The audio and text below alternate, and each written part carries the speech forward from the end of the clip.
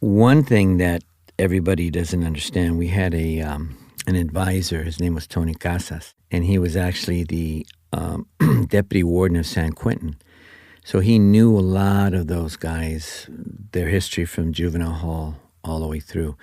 And one of the claims that everybody talks about was that the reason that the M was upset was because they showed a part of the story was the younger Santana was raped in prison, and everybody denies that.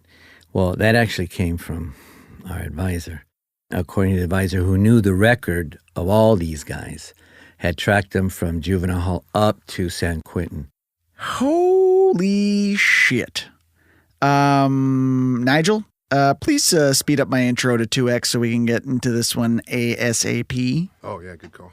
Welcome to More Than a Movie, American Me, a podcast that digs into the history and mystery of American Me, a film directed by and starring Edward James Olmos that had a huge impact on Latino cinema and culture. I'm your host, Alex Romero, and I'll be diving into the behind-the-scenes controversy. Every episode, I'm going to try to peel back a layer of the story by trying to go deeper into the intentions and motives behind the film and the backlash 30 years later. Perfect. Now that that's over, I can't wait for you to hear today's interview. So here's the story. The podcast is out. It comes out every week for the last 9 weeks. Before it came out, we reached out to somewhere around a couple dozen people associated with the film. And as you know, most of them said no. And the reason we got those no's range from, I don't want to bring heat on Edward James Olmos, to a guy literally hanging up the phone on us when we were trying to get his wife, a former criminal defense attorney, to sit for an interview. One of those no's we got was from a guy named Danny Haro. Daniel A. Haro played the character of Güero in the movie American Me. Órale, carnal. These aren't our own people, I say. They're nothing but a bunch of lame farmers from up north. But he had a much bigger role behind the scenes. Although uncredited as such, he was Edward James Olmos' assistant throughout the making of American Me. And by some accounts he denies, he served as a kind of intermediary between La M and the production. Whatever the case, one thing is certain. No one involved in American Me was closer to Olmos during the making of this film and the aftermath that followed. So Danny initially said no, but he's also friends with Daniel Villarreal and Danny De La Paz, the puppets. And sometime after episode 4 came out, we reached back out one more time to see if Danny Haro would talk to us now that he got a chance to see the type of podcast we were making. And he said yes. What you're about to hear now is that rumor-busting type of interview that we've been looking for from someone who would have had a clear vantage point from the movies side of things. We'll hear from someone on the Mexican Mafia side of things next week, so make sure you're subscribed to and follow the show so you don't miss it. We're going to learn more about how Danny Haro came to work for Olmos later in the episode, but for now, let's just let the interview roll for a bit, because there's a lot in there we've been waiting to hear. Oh, and you're going to hear the voice of my producer, Nigel Dwar, a lot in this one because we needed to make sure we got the facts straight, and he's an actual investigative journalist. Well, what I think is significant there is that what you're saying, if I'm hearing you correctly, is Edward James Olmos didn't make this stuff up. Whether you believe the account of this warden or not, the representations of what are in the film are based on research that Edward James Olmos did prior to shooting the film. That's something that I think that's out there that people think Eddie made up, and he didn't. He did not. While he maybe didn't make that up, he did choose to add it to the film based on the word of a corrections officer who was actively building a case against La M.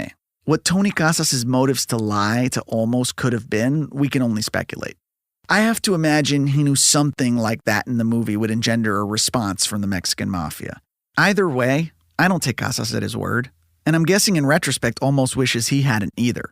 When 60 Minutes interviewed Casas in 1997, he certainly was aware of the effect that the scene in question had, and the news segment reports as fact that it was a complete work of fiction. Tony Casas, a retired assistant prison warden, worked with Olmos on the film. He says La M was extremely upset by a scene in which one of the gang's founders was raped in juvenile hall. The incident never happened, and the gang considers homosexuality of any kind an affront to its machismo. Within a year, 3 people who served as consultants on the movie were murdered, including anti-gang activist Ana Lizarraga. My producer, Nigel Dwar.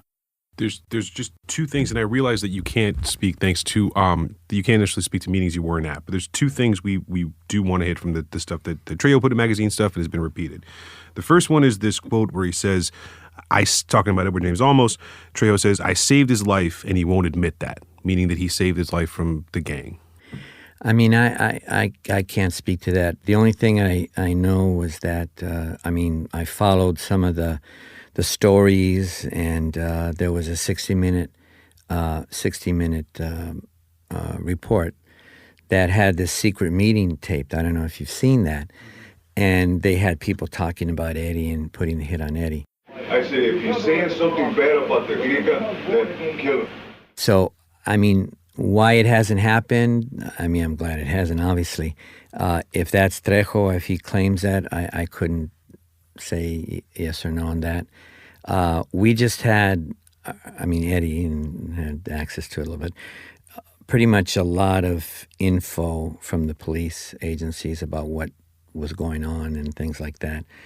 I know in my particular situation, I had a soldado following me, which when I was called in to be questioned by the FBI and the U.S. Attorney's Office, this was before those indictments came down. It was funny. They were I had 10 lawyers in front of me, and they were trying to say, well, we know you want to tell the truth. What do you mean? What can I tell you? Well, we know that your brother was a police officer, a highway patrol officer. We know your sister and your other brothers in the fire department. I said, wow, what else you know? And we know you want to tell the truth. I said, really? I don't know what to tell you. So they began to systematically present evidence that, one, I was followed. I used to have... each week I'd have dinner down in Little Tokyo. And then they said, well, we picked somebody up that was watching you. And I said, how do you know? He says, well, when we popped him, we looked at the stuff he had, and he had my name and where I was going. So that frightened me, but it just, I knew instinctively that there was nothing that I could say. With my own legal background, could I actually identify a voice, put it with a person? No, could I, is there anything I could offer that they already didn't know? They had enough on those guys. They had them, I think I told you, Alex, that particular case broke them up in terms of they sentenced them and sent them throughout the United States. The concentration of those guys in California state penal system was then broken. La M was founded in the California prison system back in 1956 on the principle of self-defense. Hispanic inmates were forced to band together to protect themselves from other prison gangs like the Aryan Brotherhood and the Black Guerrilla Family. But within a matter of years, they went from prey to predator, seizing control of prison rackets, gambling, drug distribution, protection.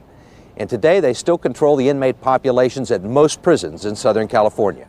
So they couldn't, whenever they were bringing people to court, they would all be together, and there was information passed and all that stuff, and that broke that up. So whatever they felt the government had against Eddie was nothing compared to, the more serious charges. I think at the end they ended up adding a charge. I forget exactly what it was. Not aiding and abetting, but threats through intimidation and coercion. That was the last charge, and eventually they dropped it. In 1989, the state of California opened a new prison called Pelican Bay State Prison, a first-of-its-kind facility intended to keep dangerous inmates and high-profile organized crime figures in almost 24-hour isolation. The word is out among convicts. The one place you don't want to go is Skeleton Bay. That's what the inmates there call Pelican Bay State Prison in California. And you sure don't want to end up in the security housing unit there, known as the SHU, the toughest maximum security prison in the United States. The state of California that runs it proudly proclaims it's the wave of the future, designed to isolate prisoners who they insist are out of control, too violent, too unpredictable to be housed with the run-of-the-mill murderers and rapists. Joe Morgan was transferred to this facility in 1989, according to Stories from the Old Yard, Book 1 by J.M. Fitzmaurice, which chronicles 2 decades inside max custody federal penitentiaries. Danny Trejo claims that Morgan called him from prison to discuss the film American Me, but this seems highly unlikely given the restrictions placed on prisoners there at the time. A theory supported by a former high-ranking member of the Mexican Mafia who described the phone call between Morgan in the SHU at Pelican Bay and Trejo as, quote, impossible, end quote. So we put the question of communication between the gang and the outside to Haro. So what do you know about conversations between members of the film's production and Joe Morgan, or members of the film's production and members of the Mexican Mafia before the film was made? Well, the only communication that we had, and what's interesting was that the script was read, really. I remember in Hazard Park we read the script. We sat down and did a reading in front of a person who's no longer with us. His name was Charlie Brown. Mm-hmm. There was Ana Lizárraga, who unfortunately was murdered. We were under the impression that the script was approved because of the contact that Charlie Brown had. My understanding was Charlie Brown was the person that operated the MS business in Hazard, right? So he was there, and Ana also indicated that she had contact high up in the ranks. So we were on the impression that everything was okay. After the script was read, the comments were positive, that, again, it was presented that this was an effort to try to reach the young people, to stop the generational entering, the generational continuation of prison. Violence in prison, right? I wanted to just ask one more thing about Ana, since you knew her. Can you just tell us, what was she like when she was alive? Like, what's the person, Ana Lizárraga? What was she like? Well, she was very, very adamant, very determined to break the silence of gang violence in her life.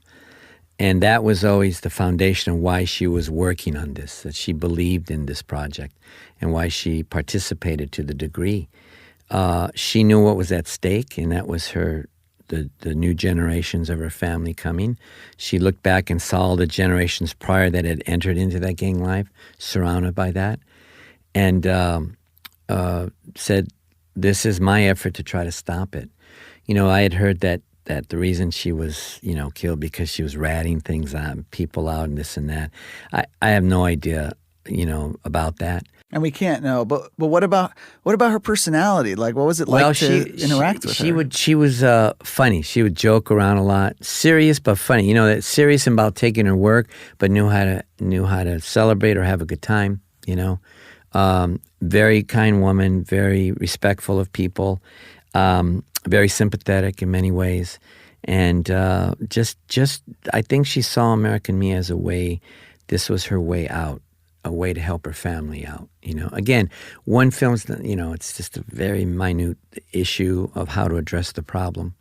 It's probably out of 20 ways how to change gangs in this country. This American Me would be maybe one or half of one.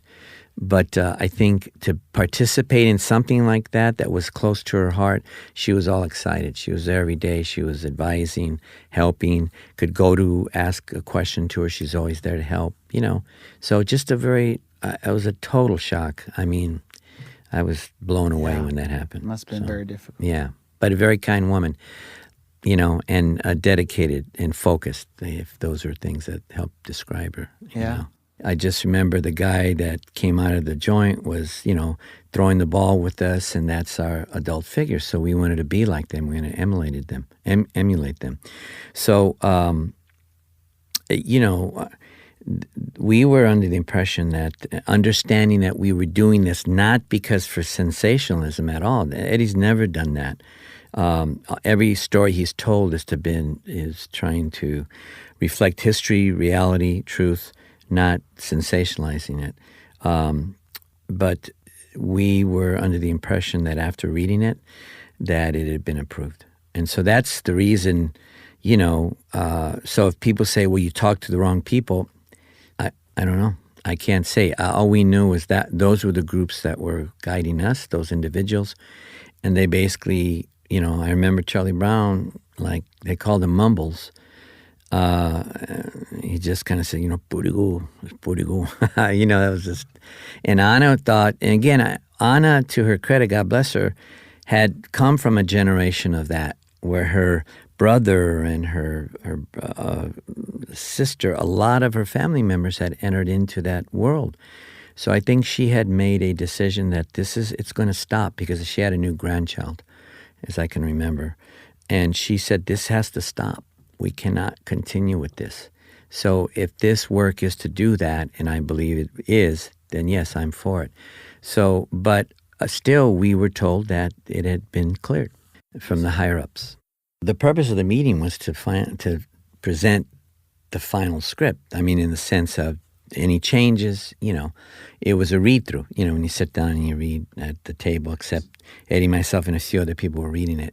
But the purpose was to read it and get any feedback, get any kind of input, And so it was pretty much, after the reading, people thought it was good. There wasn't any disagreement. There wasn't anything that was, discussed that indicated any kind of, this is not going to fly, this is wrong, this is not. Now, it could be I'm just speculating that maybe they didn't quite understand it. That's always a possibility. But as far as, we understood that it was approved. This is in a house in Hazard? Yes. It was in Ana's house. And she lived right at the top before you entered into Hazard. A typical house, living room, working class, tables were set aside. And, there was Ana, there was Charlie Brown, Eddie, myself. I cannot remember other people. But, I mean, there might have been two other people that were reading with us. I'm not sure. But it was pretty much just, we were there to, present and hear any kind of feedback and that kind of stuff. We have our community involved in gangs, and I know for a fact, just my own experience being in Folsom, I looked at, 22, 23-year-old kids, 24-year-old kids that are doing life, 25 to life, and they've got this look on their face like, what am I doing here? It's just, I could have been taking it too far, but, I remember having a meeting with the inmates and the people that were going to be working with us. I think there was about 200 people that were considered trust that would work with us in the scenes. And Eddie asked this question. It's consistent throughout. Anytime he's been at institutions, even adult institutions, how many individuals have had older brothers or sisters or fathers, mothers that have been served time? 99%. Okay, how many of you have younger brothers or sisters? 99%. Then how many of you would like your younger brothers or sisters to follow into your footsteps? No one's ever raised their hand. Then help us make this film. That was the plea. We're doing something to try to break that. You've already said you don't want your brothers or sisters, but guess what? How come you're here? So obviously you're following the generation. Be aware of it. Now let's stop it. Let's break it. And from that point on, we had, because again, if the inmates didn't want us there, we would have been gone. Not the prison officials. They don't run the prison. It's the inmates. So to be put out, that scene, the riot scene in the prison, that was like a full 12, 13, 14 hours. That was hot. I remember that day. And those inmates stayed outside, out of their cell. So you're telling me that, that would have worn off pretty fast, to be out there in hot sun while some stupid film crew's out there making a film. I don't think there's ever been a movie in the history of cinema that has taken over a prison like that, where you've had the cooperation of the inmates. So, back to Trejo, there are some things, from his perspective, and I'm not challenging that.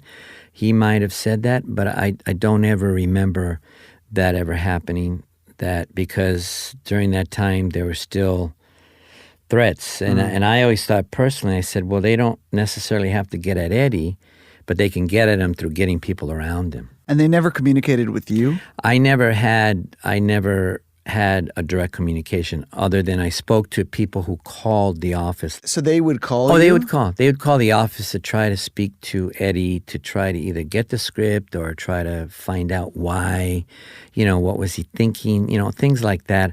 I never got into it detail, but I know they called, and I just turned every communication that I got, I turned it over to Tony Casas. Now, unbeknownst to us, Tony Casas was working with the government at that time. We've mentioned that Tony Casas was the guy who allegedly fed Olmos that story that would become the underlying inspiration for the Santana rape and juvie scene. And now we're seeing that the filmmakers were kind of duped by Casas, who was working on an investigation with the feds into the dealings of the Mexican mafia in prison. Are you a snitch if you're already a cop, or no? Coming up, we hear how the production communicated with members of the Mexican mafia during the making of American Me.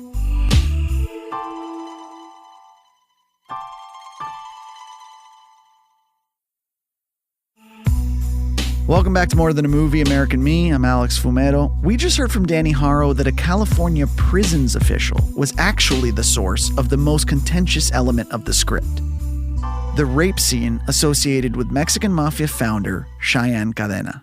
And I think that led to how we got involved with the government's thing, because Tony was basically collecting whatever he could, any kind of evidence that could be turned over to the FBI and the Justice Department to go after these guys. So unbeknownst to us, we had, people that were kind of working. So I want to touch a little bit on these phone calls. What were they like, and what did you say?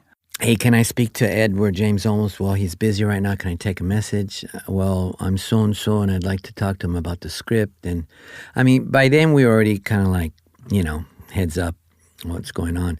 So I've just take a name, number, pass it on. And that was it. I don't think Eddie ever responded to them, but I think all of the information about the phone calls went to Tony Casas. And you said that it felt like they were trying to get information on the film. Sure. Later on in his book, he talks about wanting to reach out to Eddie, trying to find out, what was going on, what he was thinking. That I can't say 100%, but why would they call?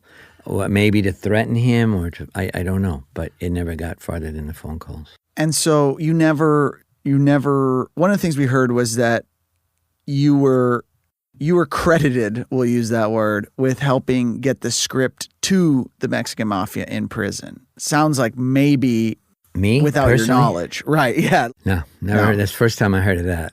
So no, I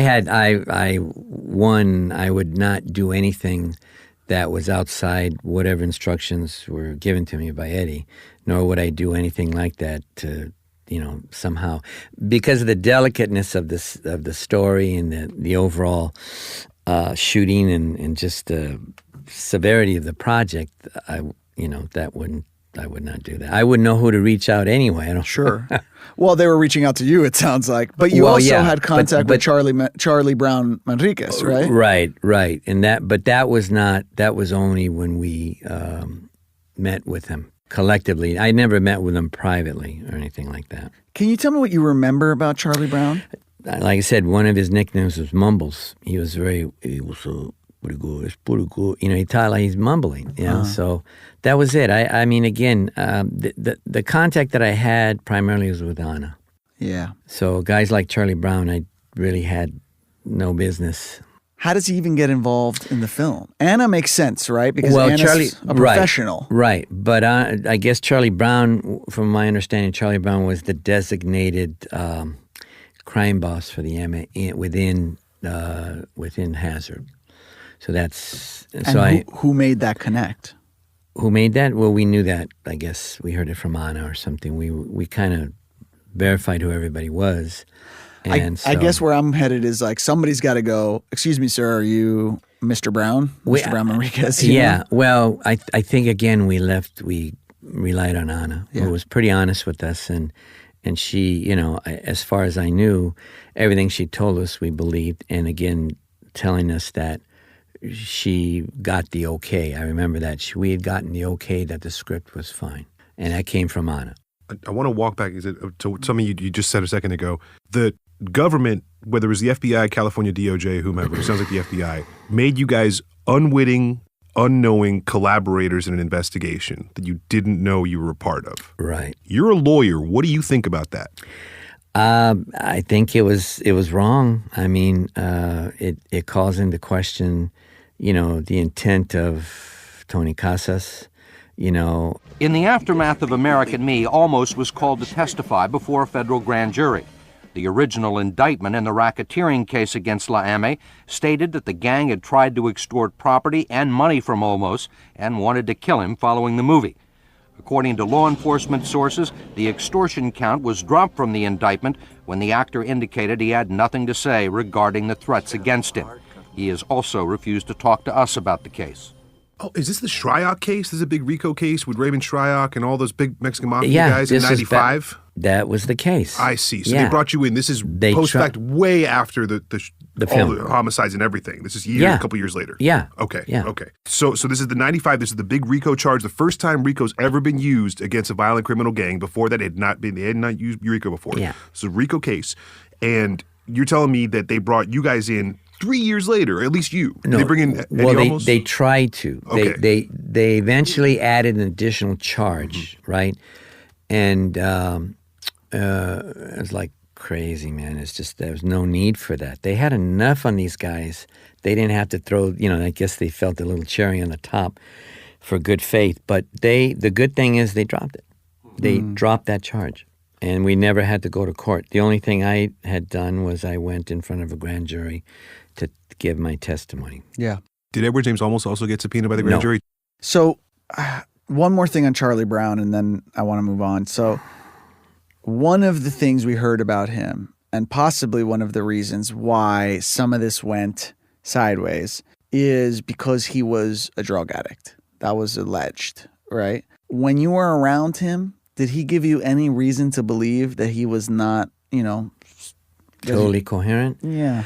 I had heard that he used heroin, that he used drugs. I mean, he wasn't used, from what I can tell, he wasn't using the day we were reading the script. Right. Right. And I had no connection to him independent of what we were there for. That was the only day you interacted with him. Yeah.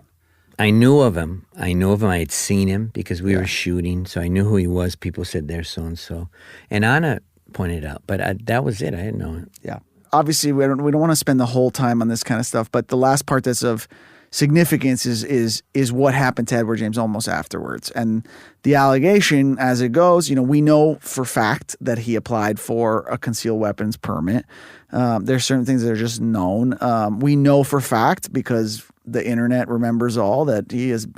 I think I have found one instance of him even talking about American Me since 1992, since the year it came out. And it was an impromptu question at a film school, because as we know, he spends countless hours. I don't know how the guy has so much time in between his career to go to all these functions with these young filmmakers, but he does.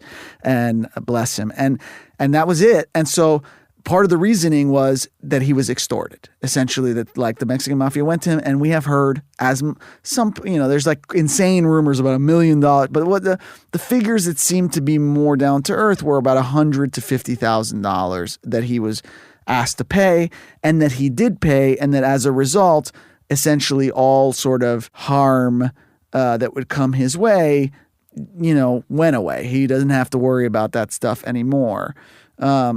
What's your experience of the threats and aftermath that came to him as a result of the film? I'll give you Eddie's response to something like that. Yeah. Do you think if anybody gave money, if you give me $150,000 and I'll leave you alone.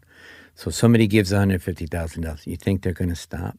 That's the simple answer. That if you say yes to any of that, it won't end. They can always go back. Well, we need another 150, and we're going to do. You see what I'm saying? So that's the answer right there. It's preposterous. I mean, I think that's a very viable answer. However, I think from what we've learned from our source within La Eme, they see themselves as a business, right? And so if I was running a business and my business revolved around me telling you better give me $50,000, you're going to die, and then I ask for $50,000 and then I ask for another and another and another, probably people are going to stop paying me. But if you give me $50,000 and then I don't kill you, well, then we've completed a business transaction. Or turn that around. Give me another $50,000 or I'm going to kill you. I mean, you always have that as your operating mode of operandi. You know, I have your life in my hands. So True. how value is 50,000 or is it more? I mean, think about it. For you know, I mean, that's unfortunately the way these guys operate. So without being specific to my answer, Yeah. that's the answer. That's your answer. That gives you the idea of whether there's truth in that or not. Does that make sense? It does. Regardless of whether he paid, would you be able to confirm that at least the extortion threat was made? I couldn't. I'm sure, I'm sure at some point they tried, but from my understanding, I'd never heard of it. I read about that. You read about I it. read about that. I never had any conversations with It's Eddie not about something that. you bring up at the asado. Yeah. At the carne asada. Yeah, it's I mean, I'm sure that people thought about it, from that side and thought about money, but I don't think that ever. I read about it. I never heard anything. Eddie's telling me anything about that. So I want to talk about Edward James Olmos and the movie and how Edward James Olmos sort of comes to be in the position that he's in. But I want to talk about it in terms of your experience of this guy, right? Because you were living in Arizona, right? You were a public defender. Can you tell me the story of how you came to meet Edward James Olmos? Well, I was working also in a civil rights law center named Tucson Coalition for Justice, and we were working on a lot of the same unfortunate things that occur today, police brutality, mistreatment of undocumented people, murder on the border of undocumented people. So a lot of those things were going on. And in 1982, there was a movie that came out on PBS called The Ballad of Gregorio Cortez, which is a classic. I think it's one of Eddie's best films. And for those who may not know about the story, but it's a true story. In 1901, this Tejano was accused of stealing a horse. And because of one mistranslated word, yegua, caballo, female horse, male horse, it created multiple murders. The Texas Rangers, who were notorious for killing Indians and Mexicans at that time, chased Cortez for 11 days all up and down throughout Texas, the plains, killing Mexicans as they went along. They finally caught him. And there's an incredible scene, if you haven't seen the film, where Eddie comes to the realization that all of this because of a word. And I thought that film would be incredible for our community, what we were doing. I had no idea how to get it. I knew Eddie. I heard about Edward James Olmos. I just started picking up the phone, calling, hey, try this number, about 5, 7, 10, 20 leads. So finally, I could take a message for Eddie. Okay, great. So, I didn't... Because you couldn't... It's not like Google was available. Exactly. And I didn't... This is 1983, I think. So I didn't expect Eddie to call me. I thought, big actor, an assistant would call and he goes, hey, this is Danny. This is Edward James Olmos. Like, what? Hey, Eddie. So he goes, listen, we'd love to bring you out to Tucson. We'd love to show the film. And at that time, Eddie was in the process of trying to convince Hollywood that a film that aired on television could be redistributed theatrically and you could make money off of it. The feeling was, no way. Once something's on TV, that's the kiss of death, and forget about it. So Eddie was committed to say, no, this film has a life of its own, and we could get it distributed. Ahead of his time. Ahead of his time. Right? So he was, I said, hey, I'd love to bring you out, show the film. Great, he wasn't making a lot of money at the time. He wasn't before Miami Vice, and I think it was right after Zoot Suit, and I think he'd done Wolfen, So he was beginning to grow, but he wasn't where he was. So he said, hey, do you think you can cover some expenses? I said, yeah, think we could try to raise money for you. You'll raise money for our Tucson Coalition for Justice. Okay, so sure enough, we pick a date. He comes out. And he's carrying these cans of film, and I had no idea. Okay, it's the film. And unbeknownst to me, those 35 millimeter prints, you have to use 2 gigantic projectors, right? Projectors. And I'll get back to that word. So, no problem. Don't even discuss it. I think he thinks I know what I'm doing, which I didn't. So we took him. He said, look, take me to classes. We took him to some Indian reservations out there, the Pima tribe. Filled his day of talking and meeting with kids. Okay. So, the night of the screening, he goes, okay, you ready? You got the projectors ready? And I said, projector? That one projector. He said, no, man, you need 2 projectors. So this is just about, he was ready to go on stage, prior to to the film. So it was in Tucson High School. There were about 1,500 people jammed. And so I saw, Eddie, it's going to take us 2 hours to get up to Phoenix and go to this location and get the projectors, bring them back. Okay, so I got my crew go up there to drive, and I hung out. And I have never before seen anyone hold an audience for 2 hours, where he sang, danced, he did scenes from El Pachuco, talked about life. It was amazing. He held the audience, and our guys got back. Then we got a projectionist. They knew what they were doing. They saw the film. I'm guessing he was very gracious about it. Well, he was. I mean, I think he realized he was dealing with amateurs at the time. Later on, as we went on, I mean, he was like pretty strict about what we got to do. And I understand. As a filmmaker, you want your work presented in the best possible light, right? Well, what happened was I quit. I resigned because, so anyway, we had this big dance for him. We raised, I think, a couple thousand for him, made a couple thousand for us. It was like, hey, great. So he says, hey, listen, man. He says, at the end of the night, I'm taking him back to his hotel. He said, would you consider coming back and working with me?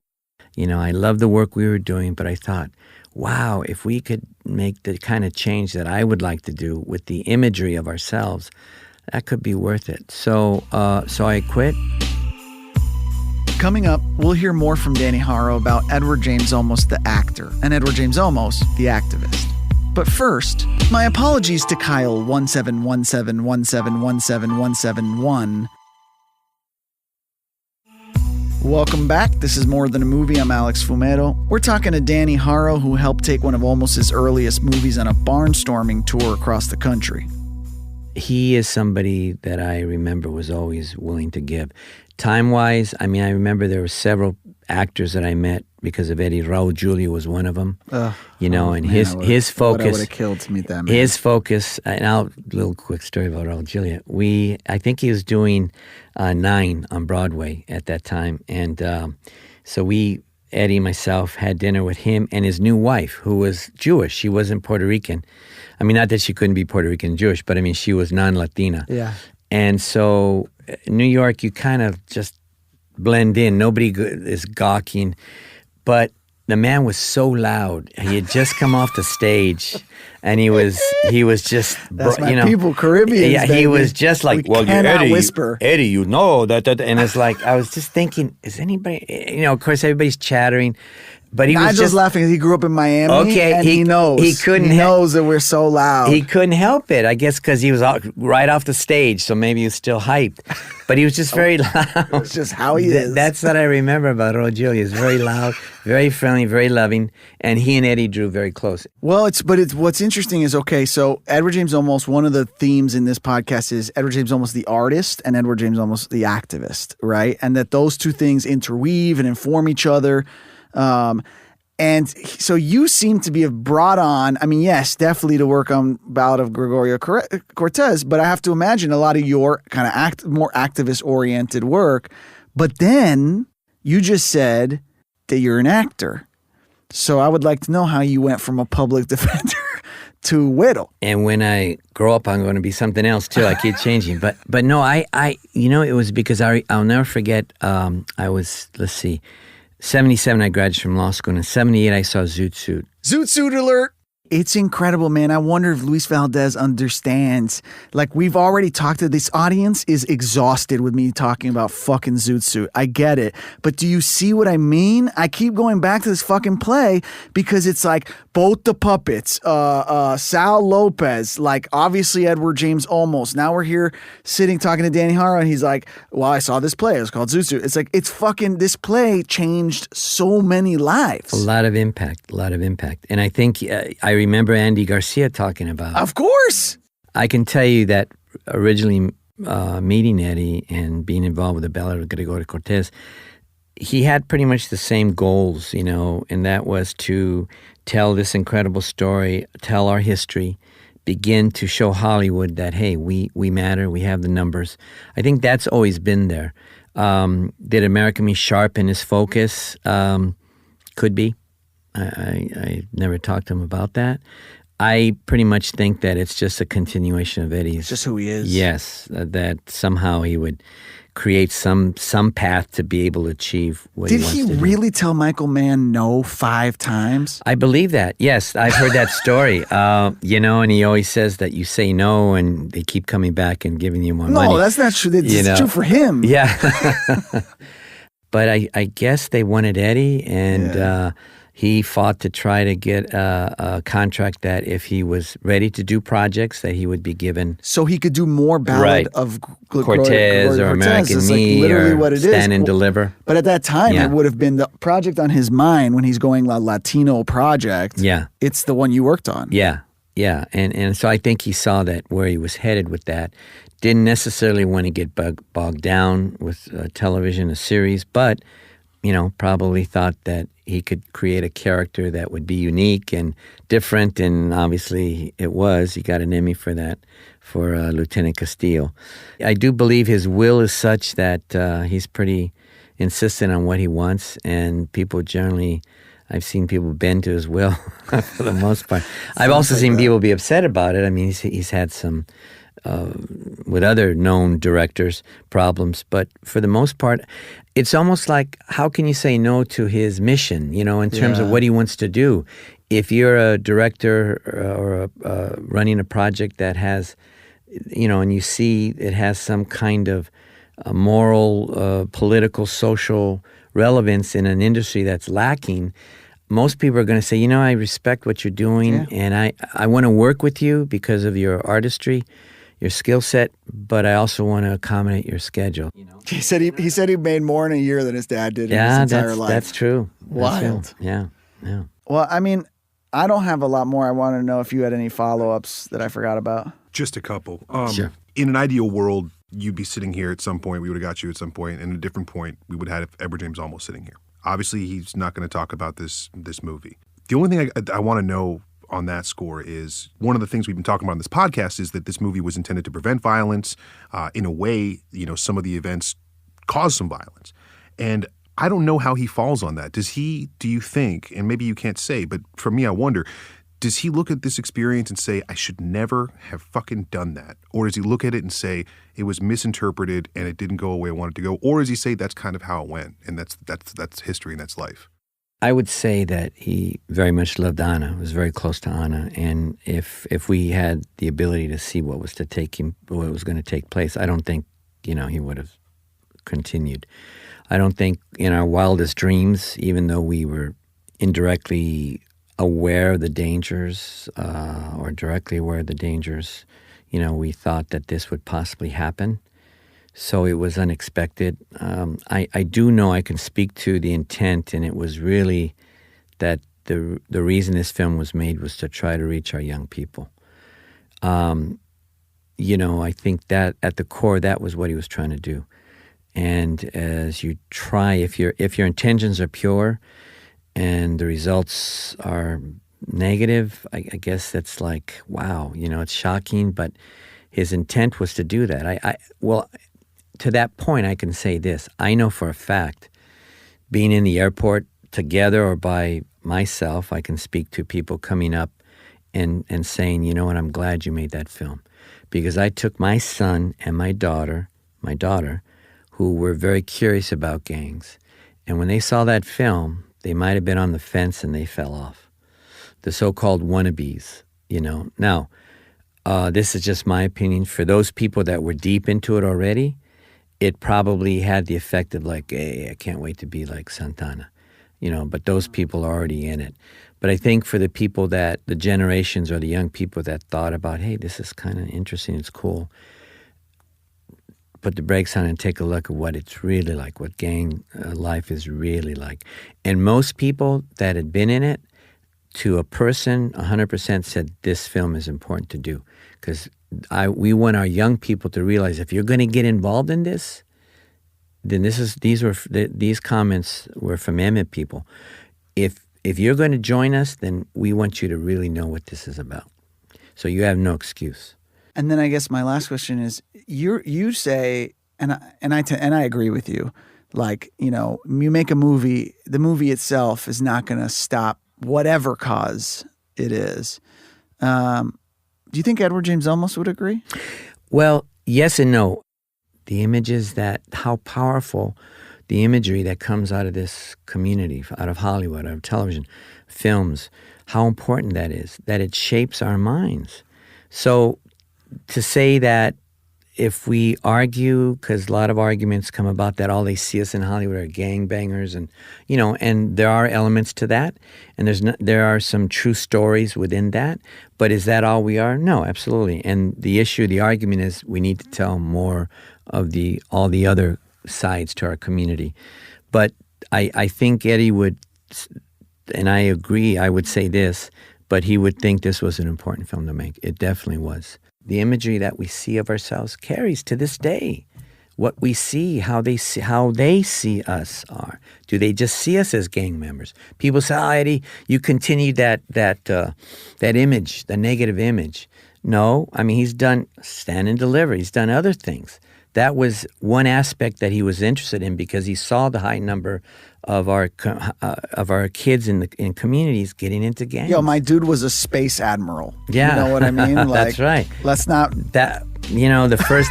He says the first alien in space, Captain. I remember he said this. So like, say we all, baby. Yeah, exactly. When he said that, I said, what? Then it was funny, yeah.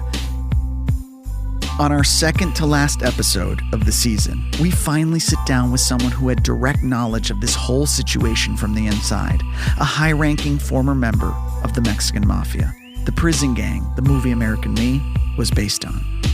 Edward James Olmos is scared to death, right? I get that, He put in for a license for a concealed weapon. He left the country for a while, and he really didn't have to. He scared himself. He's seen his own demons. He created his own demons. He was seeing ghosts in every corner. That's on the next episode of More Than a Movie, American Me. More Than a Movie, American Me is a production of Exile Content Studios in partnership with iHeart's My Cultura Podcast Network and Trojan Horse Media.